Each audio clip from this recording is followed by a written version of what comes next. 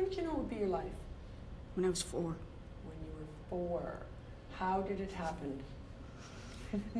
Well, I told this funny, slightly banal and sentimental story last night, but I found myself listening to an aunt, a family friend, describing over breakfast with the cousins I was staying with. She was describing something.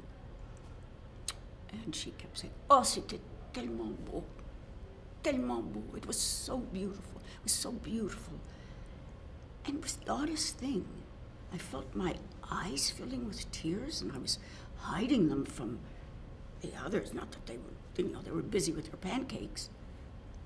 And I did not know what was happening to me, but I knew with great clarity that what I wanted to do with my life was to do something that would make ma tante Colette and all the others the next day or the next year say, "C'était tellement beau."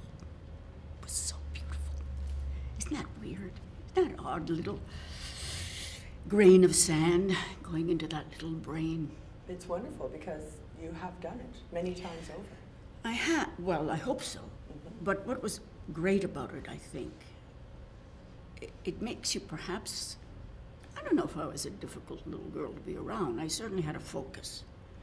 The focus was to get out of school.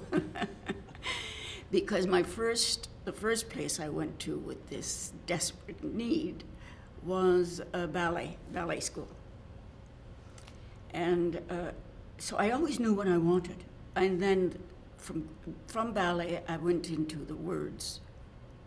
It was a heartbreaking moment when I hung up the toe shoes. But the transition proved to be, it was just like slipping into, oh yes, words. This is good. I can live here. What do you tell young artists? Is there advice? Get over yourself.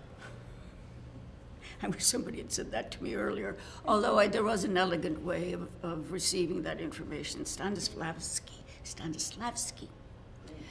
said, "Love the art in yourself, not yourself in the art." And I think that's what that means. The other thing is, I've never been comfortable calling myself an artist. I think it's a great word. I think it's a great thing to be. But for me, art is kind of that thing that you aspire to. So all through ballet, but theater school, we didn't think of ourselves as artists. We thought of ourselves, and God knows I don't think of myself as an arts worker. That sounds like the gulag awaits if you fail. But it is something you try to achieve. I don't think you can just say you are one.